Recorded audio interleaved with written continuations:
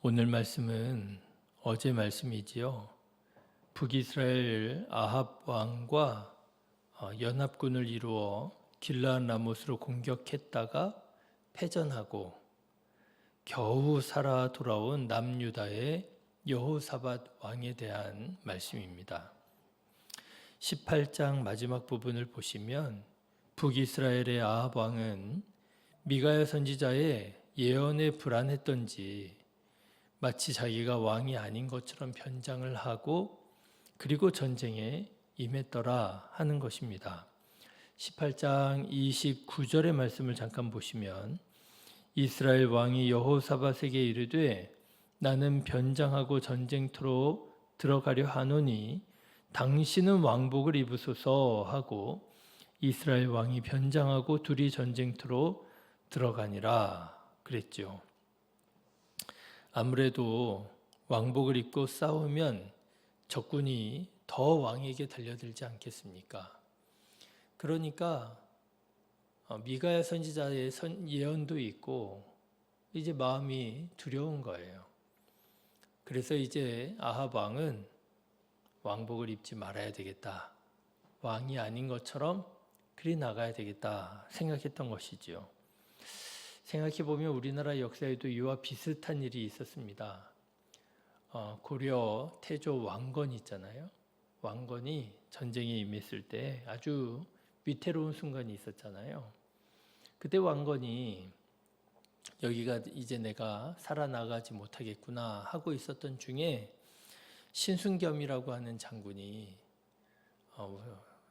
왕건이 입을 왕복을 대신 입고 내가 나가서 싸울 테니 왕께서는 도망치십시오. 막 그러는 거 아니에요? 결국에는 신순겸이 어떻게 보면 왕건을 대신하여 싸우다가 죽게 되고요. 왕건은 살아서 그 위태로운 장소를 빠져나갔다. 이런 일이 있었잖아요. 예, 아마도 아합은 그런 것을 좀 꿈꾸었던 모양입니다. 내가 왕복 입고 나가지 않으면 내가 미가야의 그런 예언도 이루어지지 않겠지, 살아 돌아올 수 있겠지 했던 거예요. 그래서 아람 군대가 정말로 그렇게 처음에는 움직이는 것처럼 보였습니다. 왕복을 입고 나와 있었던 여호사밧을 집중 공격을 하는 거예요. 그런데 하나님께서 여호사밧을 구원해 주셔서 여호사밧은 살아나게 되었고요. 반면에 왕이 아닌 것처럼 변장하고 전쟁에 임했던 아합은 오히려 우연이지요. 우연을 가장한 하나님의 섭리겠지만 우연히 날아온 화살에 맞아가지고 큰 부상을 입고 전사하게 됩니다. 그래도 왕이 죽을 땐 죽더라도 왕복을 입고 왕으로 죽었으면 어떻게 보면 그래도 멋있다 할 텐데 어떻게든 살아보려고 왕복도 입지 않고 싸우다가 결국에는 정말 안타깝게 이렇게 전사를 하게 된 거예요. 미우나 고우나 이스라엘의 왕이 아닙니까? 이스라엘의 왕이 이렇게 전투에서 전사했으니 안타깝다고 할 수 있겠지요. 그래서 드는 생각이 그래도 아합에게는 미가야라고 하는 선지자가 있었는데 라고 하는 아쉬움이 들더라고요. 그래도 미가야라고 하는 선지자가 하나님 말씀 전할 때에 그 말씀 들었더라면 살 수 있었을 텐데 그래도 미가야 선지자가 있었는데 미가야의 말을 듣지 않았구나. 그리고요. 그래도 또 여호사밧이라고 하는 왕도 있었는데 여호사밧이 먼저 하나님의 말씀 좀 들어보자고 할 때 제대로 경청에 들었더라면 죽지 않았을 텐데 끝까지 자기 마음대로 자기 뜻대로 움직이려고 하다가 결국 이렇게 허무하게 죽고 말았구나 하는 생각이 들더라고요. 자, 그런데 여러분 오늘 말씀을 보십시오. 오늘 말씀 보시면 남유다의 여호사밧은 패전했지만 그래도 하나님의 도우심으로 살아 돌아올 수 있었더라고 하는 거예요. 여러분 참 이상하지 않습니까? 한 전장이에요.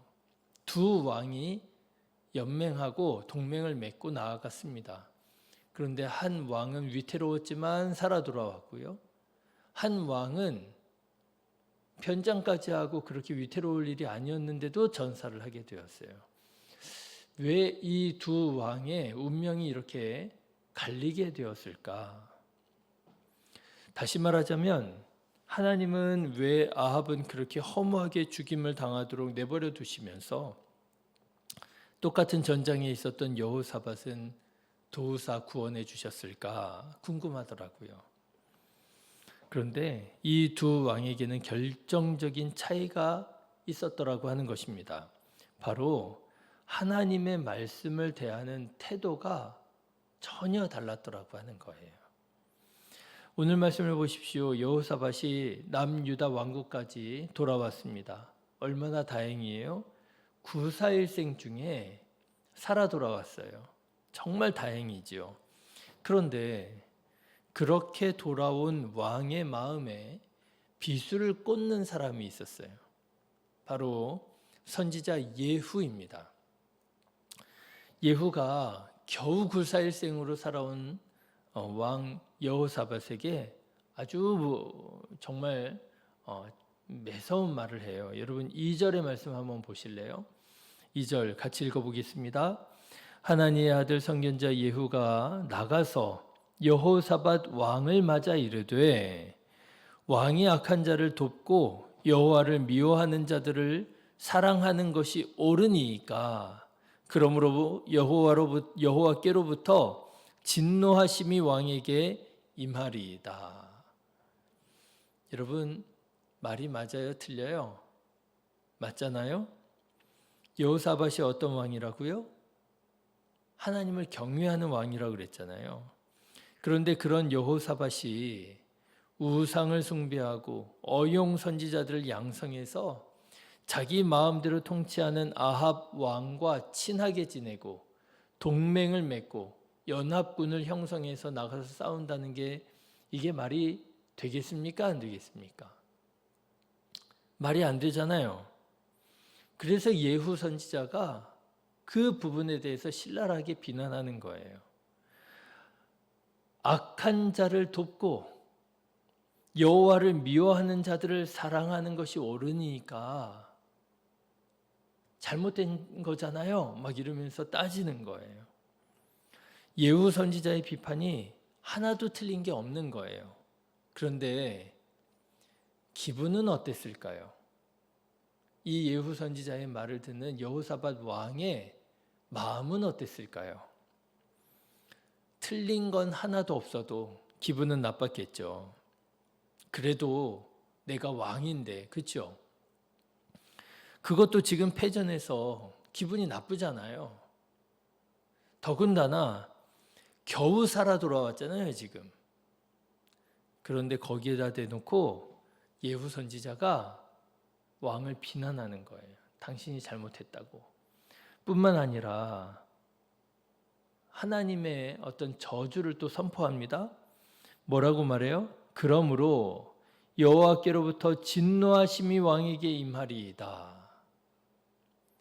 야, 이게 지금 때와 장소를 가려서 말을 해야지. 아무리 말이 맞다고 할지라도 지금은 이런 말 할 때가 아닌 것 같잖아요. 그래도 뭐 지금은 그래야 되는 거 아닙니까? 정말 죽다 살아나셔서 정말 다행이라고. 먼저 뭐 이런 말이라도 좀 하고 그 다음에 그래도 왕이 좀 실수한 것 같다고 잘못한 것 같다고 나중에 가서 얘기해야 될 거 아니에요? 그런데 예후 선지자가요. 이제 겨우 살아 돌아온 여호사밧 왕에게 막 이런 말로 비난을 하는 거예요. 저주를 하는 거예요. 자, 여러분이라면 어떻게 하시겠습니까?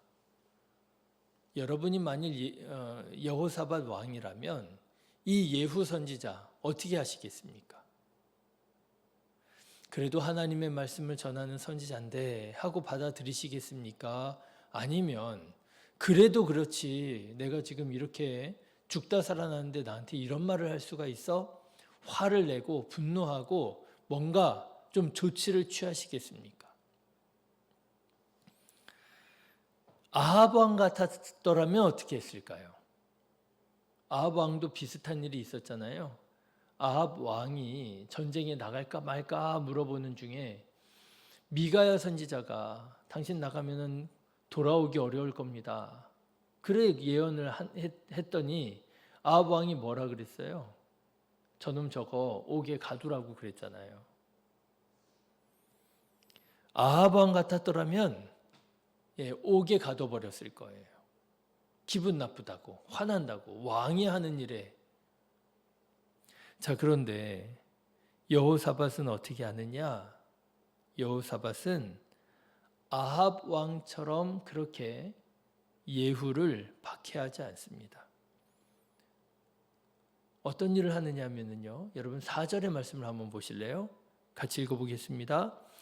여호사밧이 예루살렘에 살더니 다시 나가서 브엘세바에서부터 에브라임 산지까지 민간에 두루 다니며 그들을 그들의 조상들의 하나님 여호와께로 돌아오게 하였더라. 그러는 거예요. 여러분 여기에서 브엘세바에서부터 에브라임 산지까지라고 하는 말은요.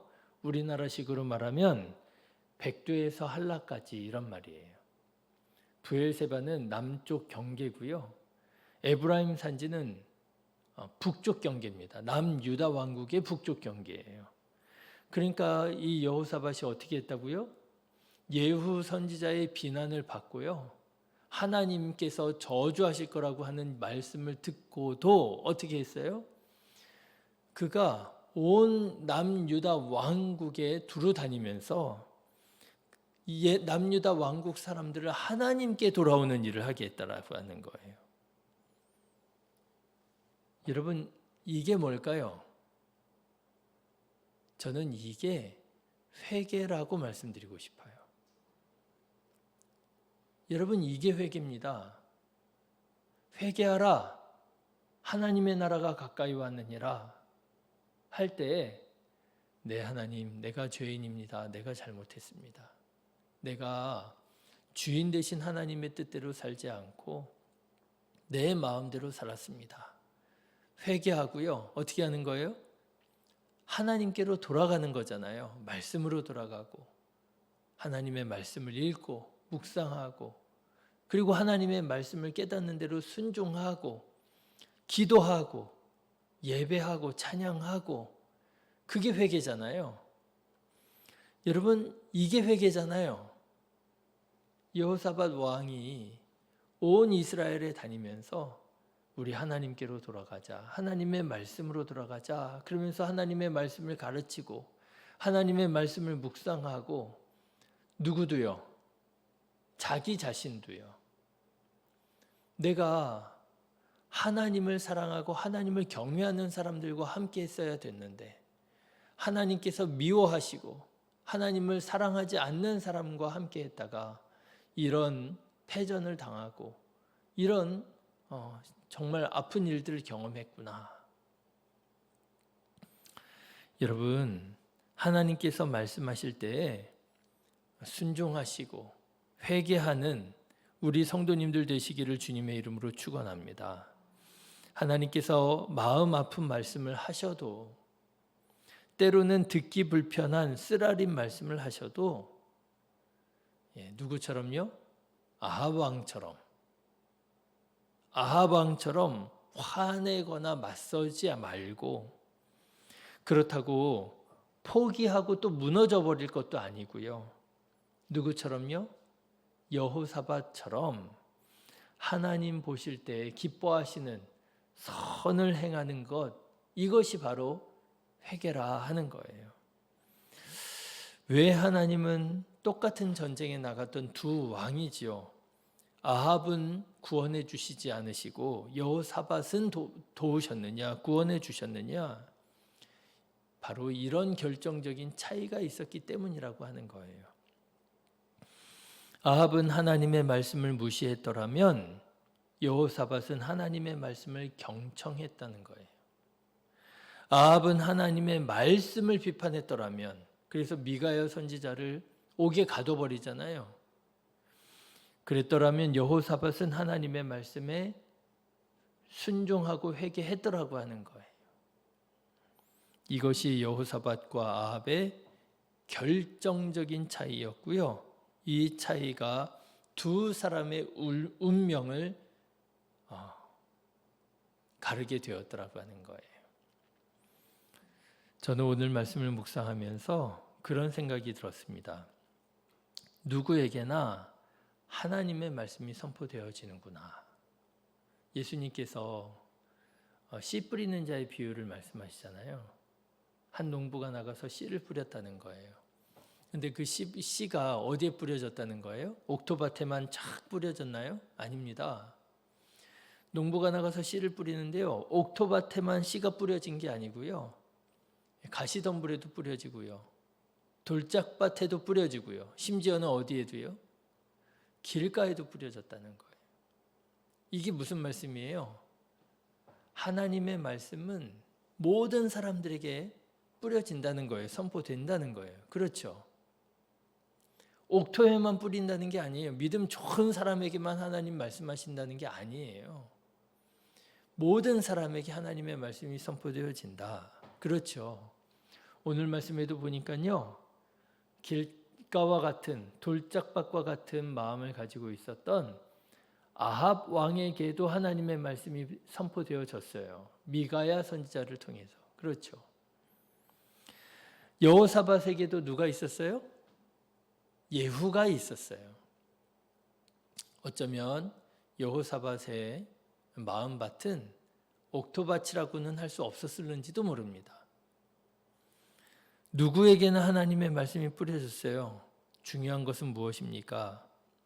내가 그 하나님의 말씀에 어떻게 반응하느냐, 이게 중요하다라고 하는 거 아니겠어요? 아합은 거부하고 화를 내고 분노하고 그랬더라면 여호사밧은요, 자기 안에 있는 돌들 다 골라내고 자기 안에 있었던 가시덤불 다 뿌리채 뽑아내고 회개하는 거죠. 그랬을 때 여호사밧이 하나님의 구원의 은혜를 입고 하나님께서 기뻐하시는 그런 삶을 살게 된 것이 아니겠는가. 여러분, 아합에게 미가야가 있었더라면 여호사밧에게 예후가 있었더라면 여러분에게는 누가 있습니까? 여러분은 하나님의 말씀을 들을 때 어떻게 듣고 계십니까? 설령 하나님의 말씀이 내 마음을 찌르고 불편하게 하는 말씀이라 할지라도 여호사밧처럼 듣고 회개하고 순종하는 자 되어서 그 말씀이 여호사밧을 살리고 복이 되었던 것처럼 하나님의 말씀에 순종한 그 말씀이 여러분에게 생명이 되고 복이 되게 되시기를 주님의 이름으로 축원합니다. 기도하겠습니다.